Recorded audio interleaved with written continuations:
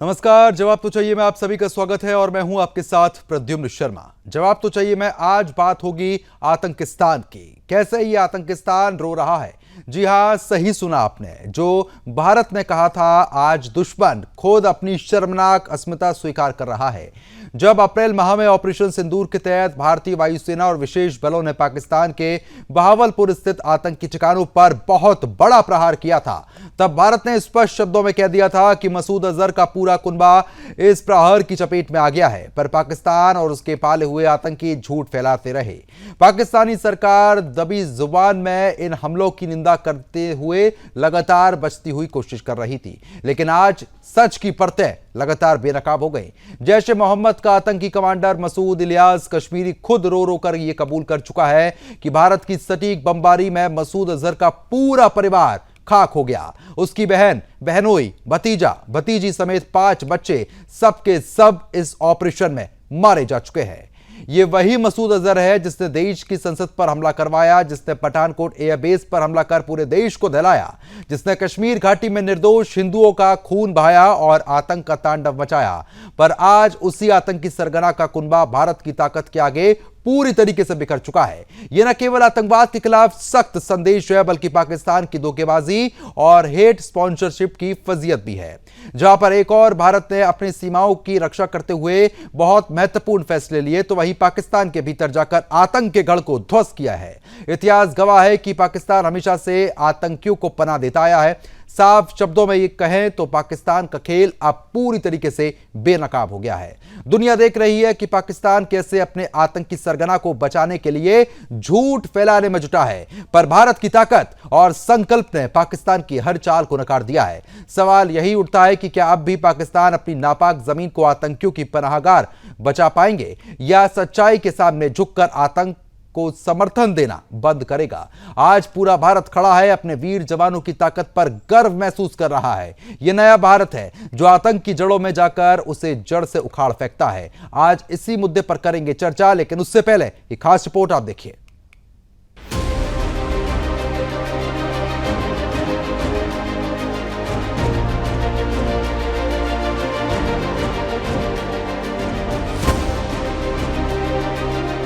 देश के वीर सपूतों ने आतंक के गढ़ पर जबरदस्त प्रहार किया है और आज उस प्रहार की पोल पूरी दुनिया के सामने खुल गई। 22 अप्रैल को कश्मीर के पहलगाम में पाकिस्तान द्वारा संचालित आतंकी संगठन जैश ए मोहम्मद ने नापाक हमला किया था, जिसमें निर्दोष नागरिकों की जानें गई थी। लेकिन भारत ने चुपचाप पर मजबूत कार्रवाई की। भारतीय वायुसेना और विशेष बलों ने तुरंत मोर्चा संभाला और पाकिस्तान के बहावलपुर में स्थित 9 आतंकी ठिकानों पर ऑपरेशन सिंदूर चलाया था, जिसका उद्देश्य था आतंक की कमर तोड़ना। और अब 4 महीने बाद आतंक का मुखिया मसूद अजहर का खुद का कमांडर मसूद इलियास कश्मीरी का एक वीडियो बयान में कबूलनामा सामने आया है। भारत के इस ऑपरेशन ने मसूद अजहर का पूरा कुनबा तबाह कर दिया।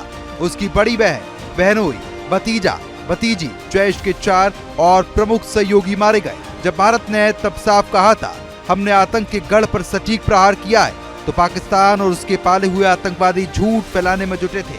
पर आज सच की चादर पूरी तरीके से उगाड़ दी गई है। ये कलयापा, ये टेररिज्म, ये दहशतगर्दी की बकवास सीने के साथ लगाए इस मुल्क की नजरियाती जुग्राफियाई सरहदों के लिए कभी हम दिल्ली से टकराए, कभी हम काबुल में टकराए, कभी हम कंधार से टकराए।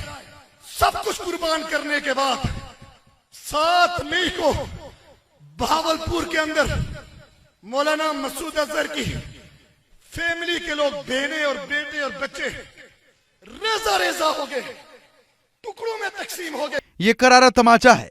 पाकिस्तान की खोखली नीतियों और झूठ की बुनियाद पर विपक्ष भी चुप बैठा है, जो हर मौके पर भारत सरकार को कमजोर दिखाने की कोशिश किया करता था। पर आज पूरी दुनिया देख रही है भारत की ताकत, भारत की संकल्प शक्ति और भारत की साहसी सशस्त्र बलों का पराक्रम। अब पाकिस्तान को समझना होगा कि हिंदुस्तान के वीर जवान कभी झुकते नहीं, और अगर कभी इन आतंकवादियों ने दोबारा ऐसी नापाक हरकत की तो अंजाम इससे भी बुरा होगा। Bureau report, Sudarshan news.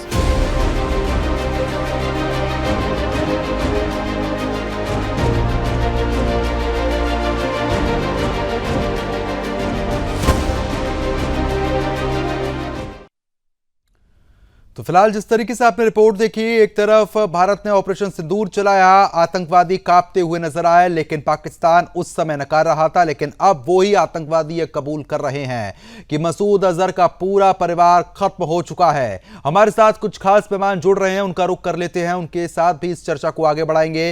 Wing commander पुष्कल द्विवेदी रक्षा विशेषज्ञ है, उनका भी बहुत बहुत स्वागत मैं करता हूं। रिटायर्ड कर्नल टीपीएस त्यागी है, रक्षा विशेषज्ञ, आपका भी सर बहुत बहुत स्वागत है। सिद्धार्थ दवे, विदेश मामलों के जानकार, आपका भी बहुत बहुत स्वागत है। सुनील कौशिक है, वरिष्ठ पत्रकार, सर आपका भी बहुत बहुत स्वागत है। और न्यूज रूम से मेरी सहयोगी तेजू तालू नाकरो भी हमारे साथ जुड़ रही हैं, उनका भी बहुत बहुत स्वागत मैं करता हूं। सबसे पहले जिस तरीके की स्थिति बनी हुई है, ऐसे में द्विवेदी जी, कहीं ना कहीं अब पाकिस्तान जो चीजें झुठला रहा था उसी के पाले हुए आतंकवादी कबूल कर रहे हैं कि भारत ने बहुत सटीक हमले किए थे और पूरा परिवार खत्म कर दिया था। सबसे पहले आपकी प्रतिक्रिया। जी बिल्कुल जी प्रद्युम्न जी, दर्शकों को याद होगा कि आपके ही चैनल में जिस दिन ये वाकया हुआ था, हम लोग पैनल पे थे, त्यागी सर थे, सिद्धार्थ जी भी थे, और हम लोगों ने ये बात डिस्कस की थी कि इस मसूद अजहर के पूरे खानदान का खात्मा हो गया है। और जिस बंकर में ये छुपा बैठा था उसके बारे में भी जानकारी थी पूरी, और बहुत जल्दी ये भी इसको भी निपटा दिया जाएगा। उस समय बहुत लोगों ने प्रश्न उठाए, मेरे पास कॉल भी किए लोगों ने, और वैसे भी सार्वजनिक रूप से भी, जैसा आपने कवर किया, विपक्ष ने बोला कि ऐसे आप कैसे बोल सकते हो और क्या किया। आज सच सबके सामने आ गया है। कितने दिन सच छुपेगा? सच ज्यादा देर छुप नहीं सकता। उसके परिवार को जिस तरीके से हमारी सेनाओं ने, हमारे बमों ने मारा, वो एक बहुत बड़ा सबक है पूरे जिहाद के, पूरे उम्मा के जिहादियों के लिए, कि अगर तुम भारत की तरफ आंख उठाओगे तो अब ये भारत वैसा नहीं है जो टॉलरेंस की नीति अपनाएगा। अब जीरो टॉलरेंस की नीति है टेरर पे। तो ये अब न्यूज कंफर्म हो गई। मुझे लगता है बहुत खुशी की बात है ये, भारत के विपक्ष के लिए ये खुशी की बात होनी चाहिए, क्योंकि कुछ भी हो, विपक्ष ही सही, कम से कम वो लोग भारतीय तो हैं ही हैं, और उनको उसी तरह मुखर होकर अब सामने आके बोलना चाहिए कि भारतीय सेनाओं ने बड़ा अच्छा कार्य किया, मसूद अजहर के पूरे परिवार को खत्म कर दिया।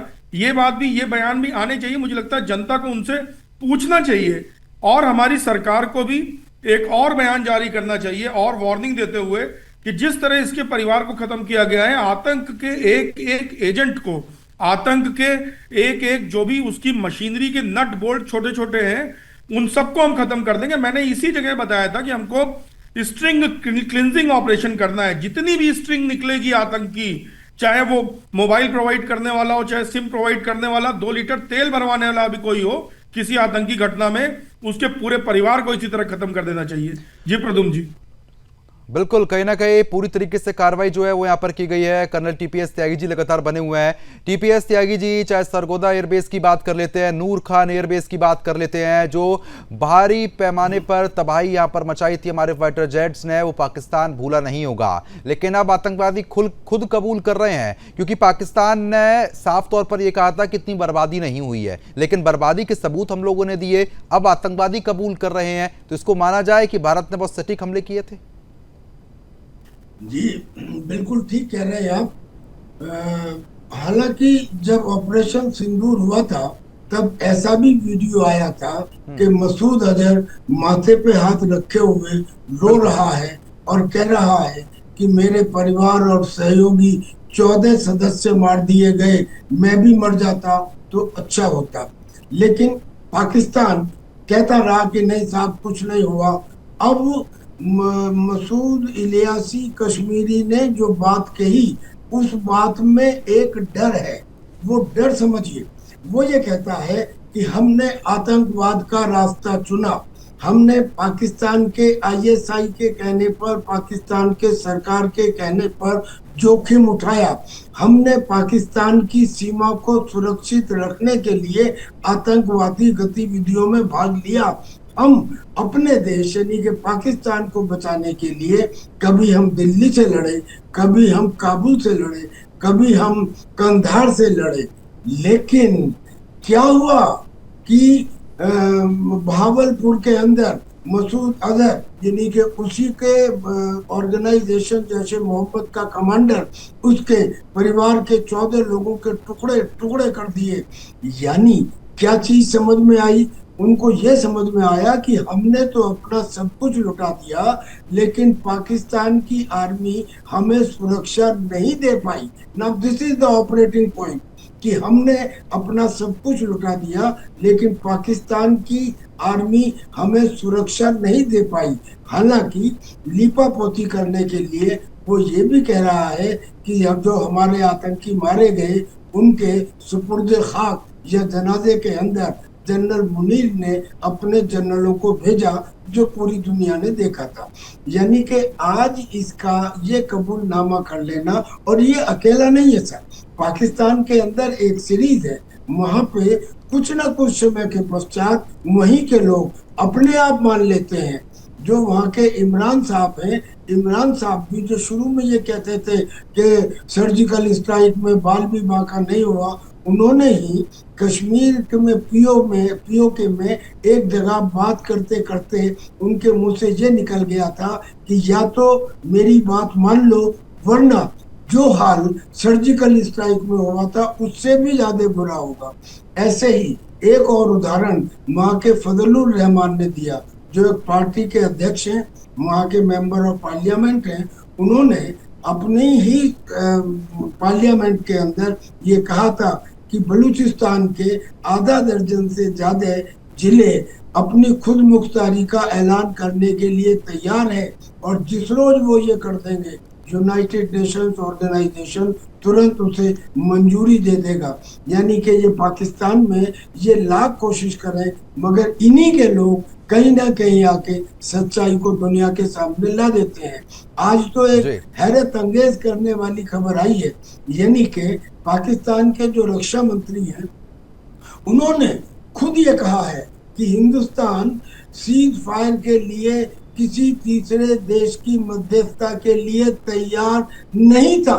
जो बात हम कह रहे थे और जिसको डोनाल्ड ट्रंप बार बार झुठला रहे थे, उसको आज पाकिस्तान के डिफेंस मिनिस्टर ने कहा है कि हिंदुस्तान किसी तीसरे देश की मध्यस्थता करने के लिए, यानी कि सीज फायर करने के लिए तैयार नहीं था। यानी कि डोनाल्ड ट्रंप का इसमें कोई रोल नहीं था।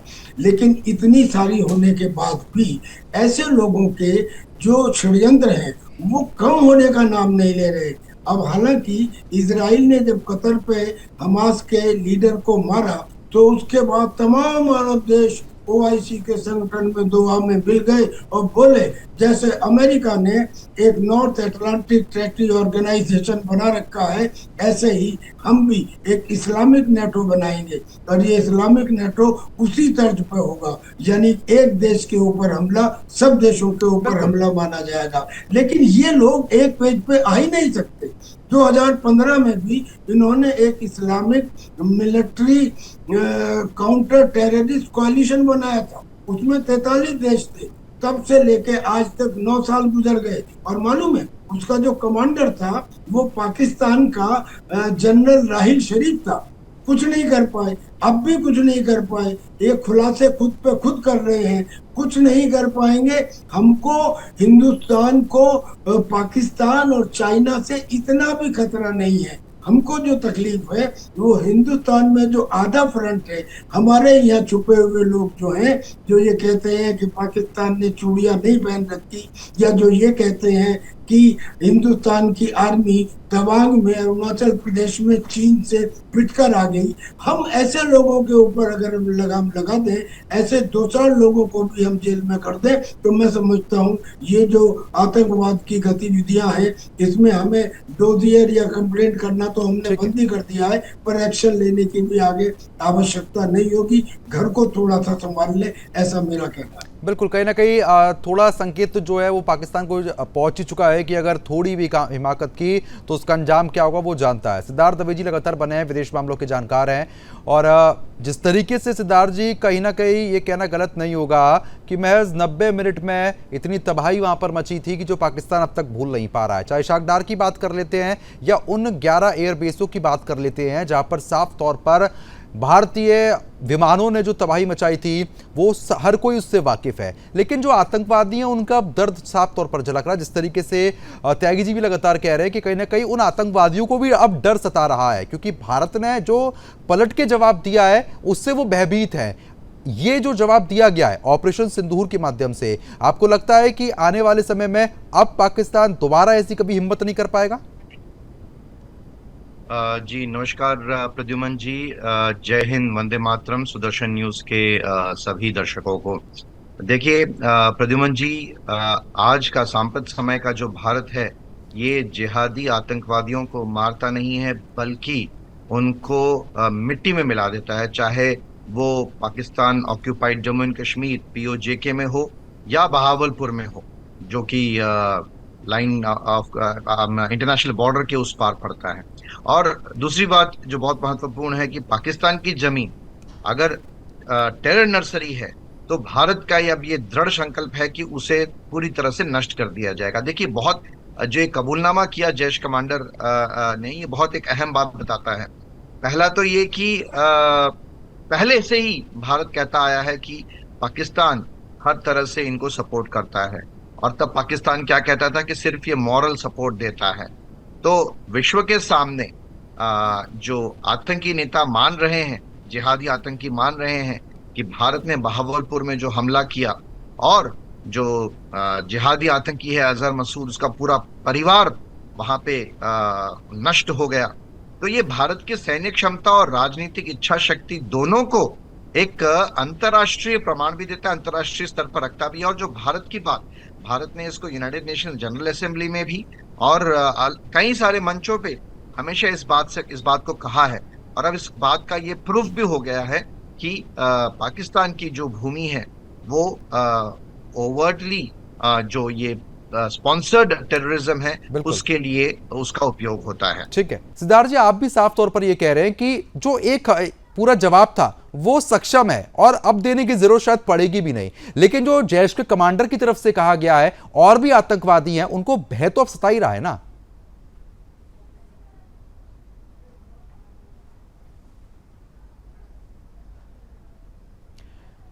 सिद्धार्थ जी, आपकी आवाज हम तक नहीं पहुंच पा रही, एक बार माइक को अनम्यूट कीजिए आप। या कैन यू हियर मी? जी अब आप सुन सकते हैं? जी जी प्रद्युमन जी, जो आपने शुरुआत में वीडियो बाइट चलाई थी, तो उसमें आप देख सकते थे कि उसके चारों ओर जो जिहादी आतंकवादी था, उसके चारों ओर कितने सारे आर्म्ड गनमैन थे, सुरक्षा का घेरा था। उसका जो डर है ये पूरी तरह से दिखाता है। लेकिन ये मान लेना कि अब वो कोई ऐसी हरकत नहीं करेंगे। और भारत का इसमें क्या रुख होना चाहिए, मैं समझता हूँ दो शब्द का यहाँ पे प्रयोग करूंगा।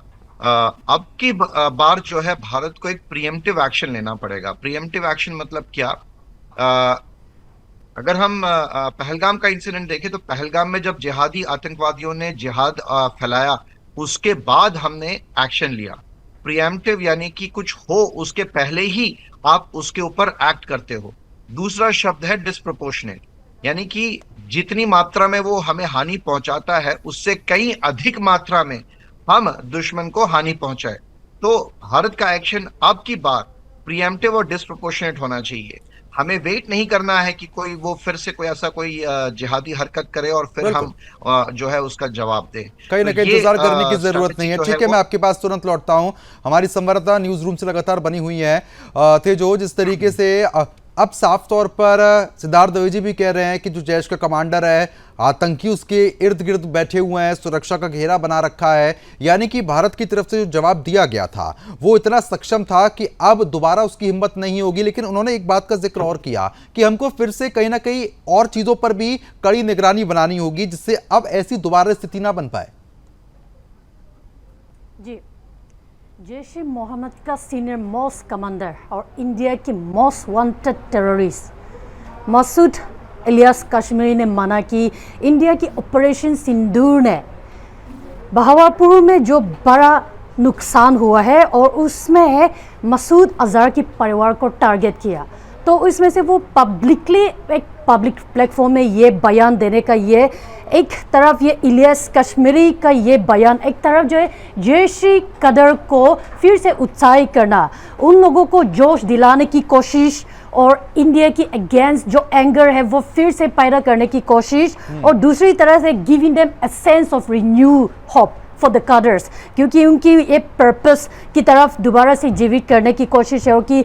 और दूसरी तरफ हमने ये भी देखा कि पाकिस्तान की आर्मी के लिंक को एक्सपोज करते हुए नज़र आए हैं, क्योंकि इंडिया के लिए तो ये एक बड़ी डिप्लोमेटिक जीत है, लेकिन पाकिस्तान के लिए तो ये एक कठिन सवाल होगा, क्योंकि आज इस बयान में हम लोगों ने देखा है कि इलियास कश्मीरी ने खुद कबूल करते हुए देखा कि पाकिस्तान की आर्मी जनरल्स और कोर कमांडर्स वहाँ परिवार की फ्यूनरल में अटेंड करने भेजा गया था।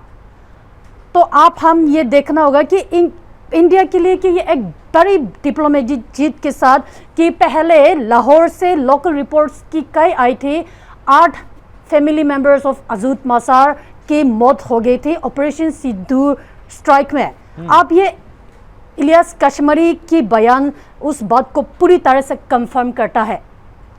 कहीं ना कहीं ये बड़ी बात है।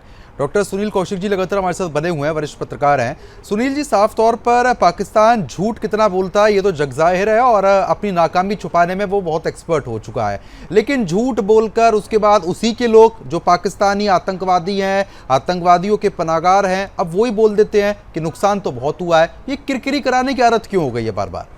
देखो प्रथम उनकी बॉडी लैंग्वेज देखिए आप, बॉडी लैंग्वेज बिल्कुल बता रही है कि वो घबराहट की स्थिति में है।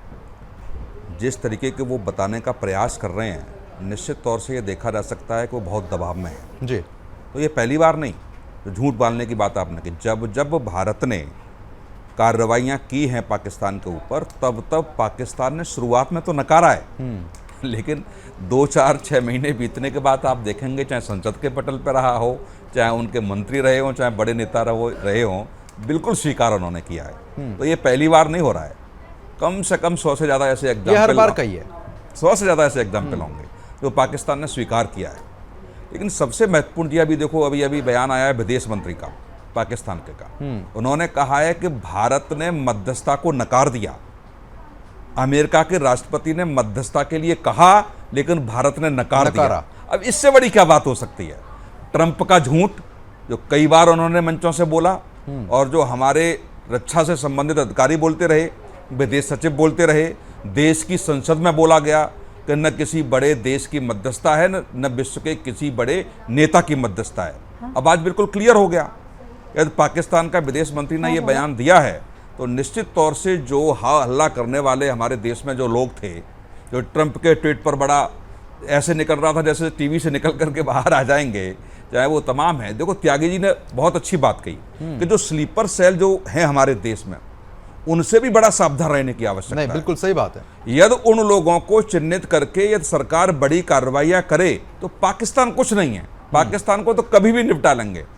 लेकिन जो पाकिस्तान का मनोबल बढ़ाने वाले जो लोग हमारे देश में मौजूद हैं, जो पाकिस्तान का पक्ष हर मंच पर रखने वाले जो हमारे देश में मौजूद हैं, पाकिस्तान के साथ जो गलवैयां बनाने वाले हमारे पास देश के जो लोग हैं, उनको चिन्हित करने की आवश्यकता है। या तो उनको चिन्हित करके भारत सरकार ने बड़ी कार्रवाई कर दी तो निश्चित तौर से मैं कह सकता हूं ईमानदारी से कि पाकिस्तान से पार पाना तो बहुत छोटी चीज़ है। त्यागी जी, अब पाकिस्तान सुधरने की तो हम बात भूल ही चुके हैं कि वो कभी सुधरेगा, लेकिन शेर से लड़ने के लिए बहुत कलेजा चाहिए होता है जो उसके पास है नहीं।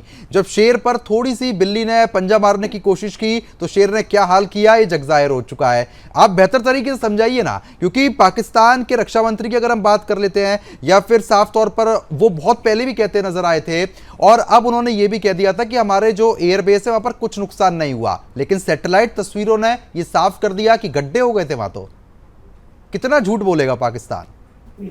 बिल्कुल सही कहा आपने, सैटेलाइट तस्वीरों ने कर दिया, जो उन्होंने टेंडर छोड़े उन्होंने कर दिया, जो उनके रनवे खास तौर से रहीम यार खान और नूर खान बेस के, सरगोदा बेस के, तो ये सबके सामने आ गया, इसमें कोई डाउट नहीं है।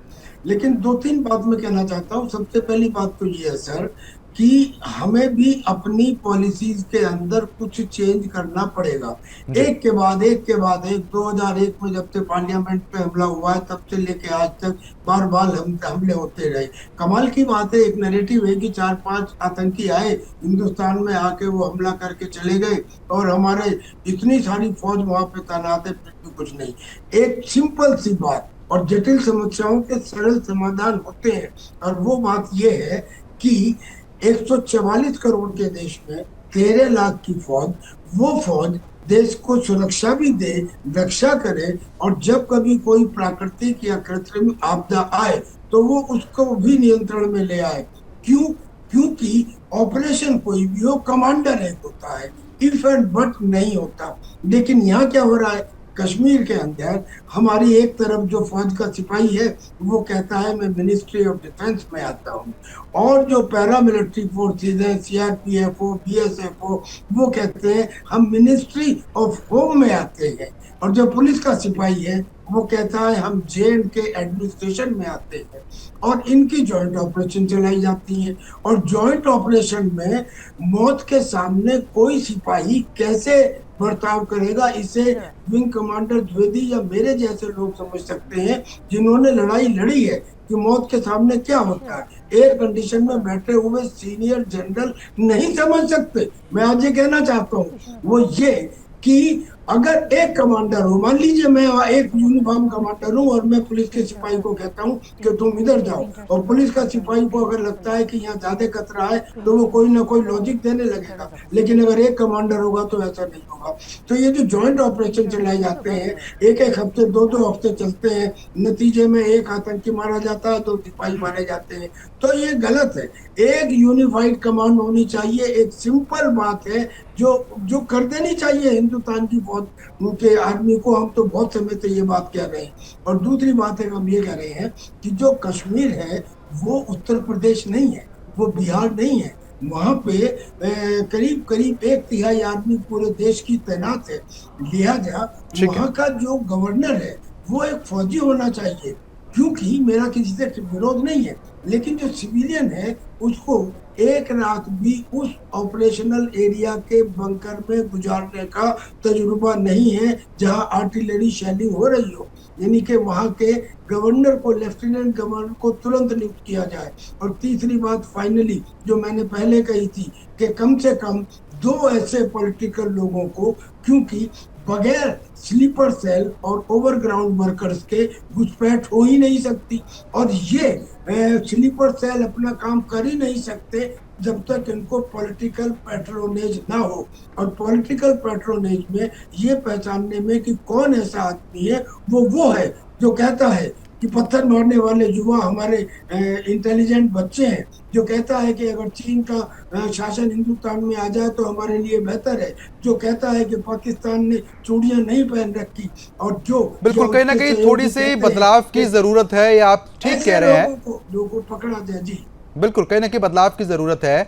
सुनील जी, आपने भी अभी यही जिक्र किया कि कहीं ना कहीं पॉलिसीज में थोड़े बदलाव की आने की काफी आवश्यकता है, क्योंकि घुसपैठ एक मुद्दा जो सुदर्शन न्यूज लगातार उठाता आया है, दूसरी तरफ स्लीपर सेल, ये दोनों ही ऐसी चीजें हैं जो कहीं ना कहीं नींवों को कमजोर करती हैं।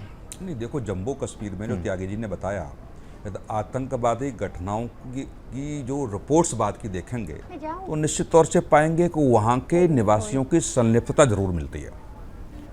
तो जब उनकी संलिप्तता बार बार हर रिपोर्ट में आप देखिए, जितनी भी चार्जशीट आतंकवादी घटनाओं में गई हैं तो वहाँ के लोगों का होना जरूर पाया गया है। तो मैं वही कह रहा हूँ कि जो स्लीपर सेल हमारे देश में काम कर रहे हैं, जो पाकिस्तान को खाद और पानी देने का काम करते हैं, वो हम सब जानते हैं।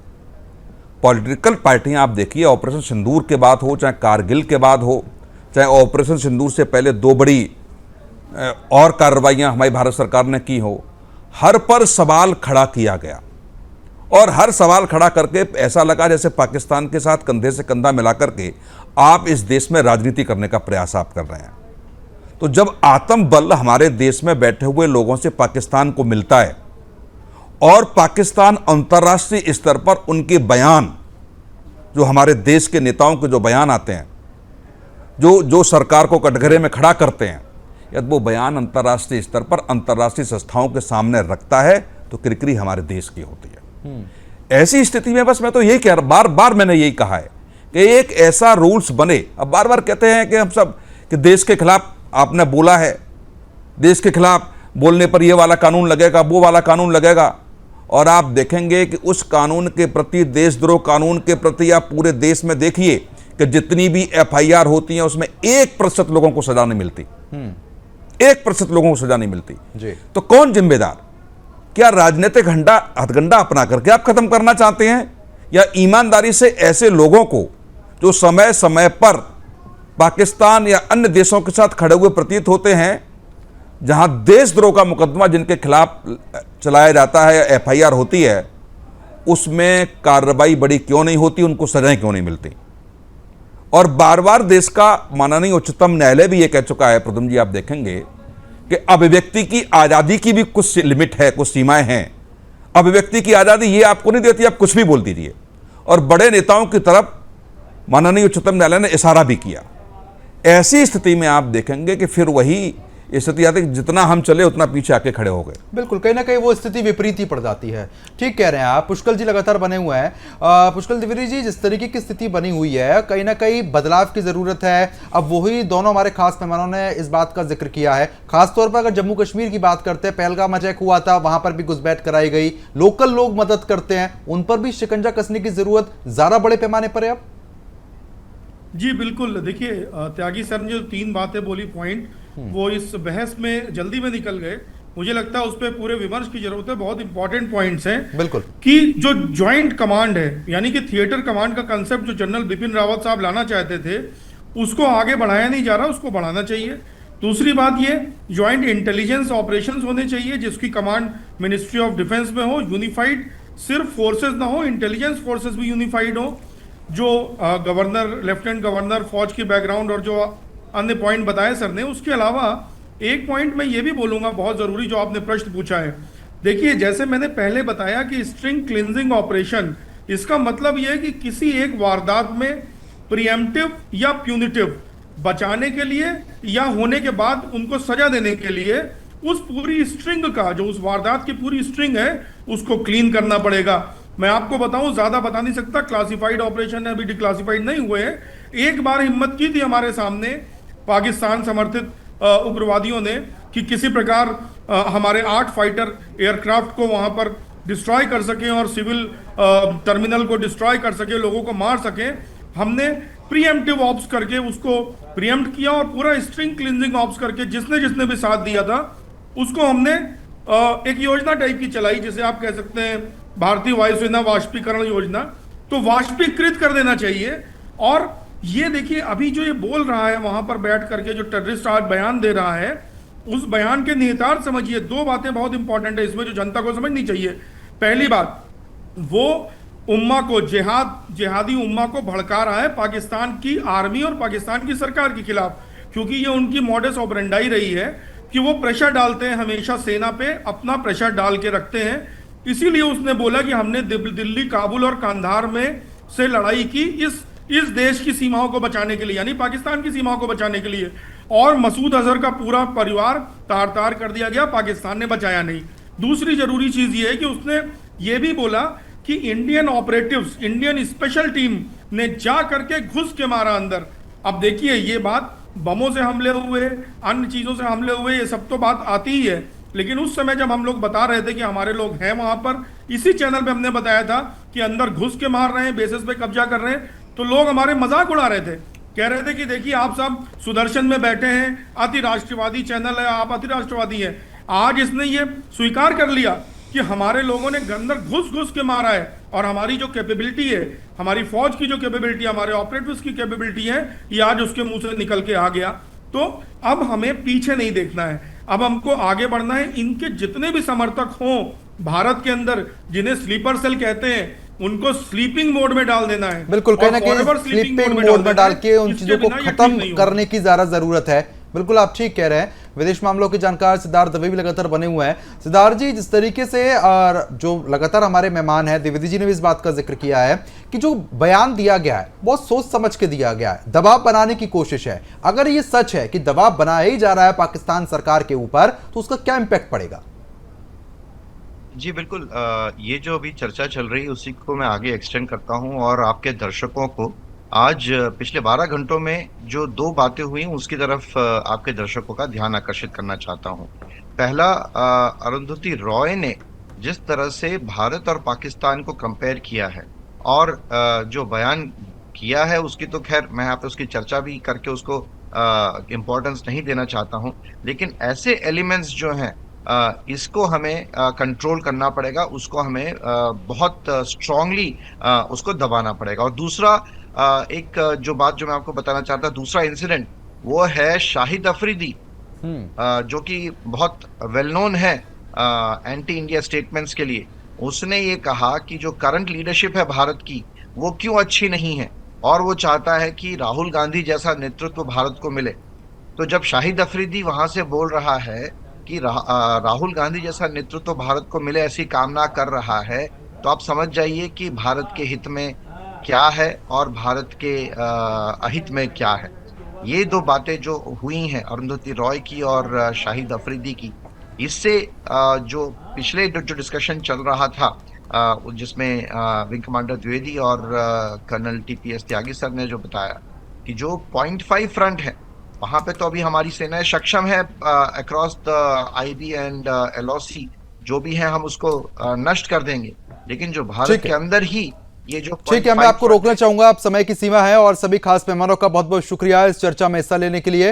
तो फिलहाल जिस तरीके से आपने देखा, जहां पर मसूद अजहर का पूरा परिवार खत्म हुआ, जैश कमांडर ने इस बात को कबूला कि अब स्थिति बहुत खराब हो चुकी है, 10 लोग उसके परिवार के मारे जा चुके हैं और कहीं ना कहीं स्थिति बेहद ज्यादा गंभीर है।